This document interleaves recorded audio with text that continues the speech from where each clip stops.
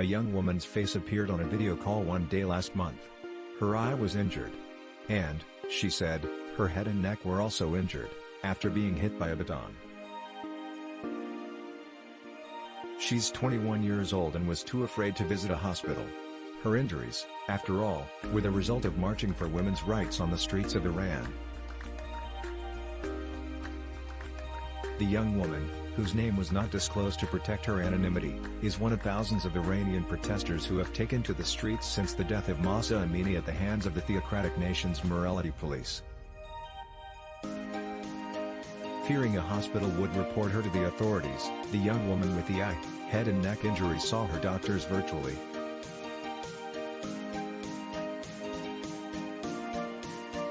For the next 10 days, she received physical and mental health services from doctors who speak Farsi and understand her culture, but live in Southern California. Those doctors are brothers Kamiar and Arash Alaei, Iranian natives who are also professors at Cal State Long Beach.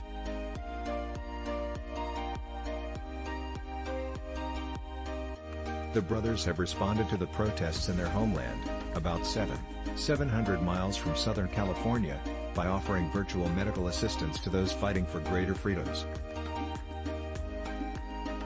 But it's not just them.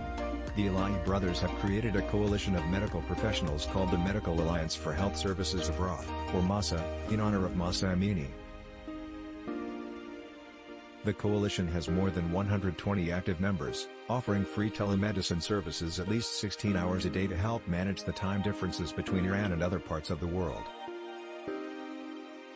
Such care is vital because, the Alaei brothers said in recent interviews, visiting local hospitals and clinics can get Iranian protesters arrested.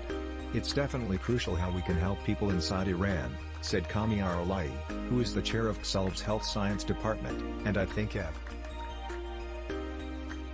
The MASA Coalition's mission is to help those fighting against a government that, according to human rights organizations, lacks the types of freedoms Americans enjoy and sometimes take for granted. In that way, the coalition's work also illustrates the way technology can increase access to healthcare globally. We often talk about digital health as a broader group of services that can be provided through technology, said Dr. Adam Solomon, Chief Medical Officer for the MemorialCare Medical Foundation. And for the Alaei brothers specifically, offering telehealth services to Iranian protesters represents their own form of resistance.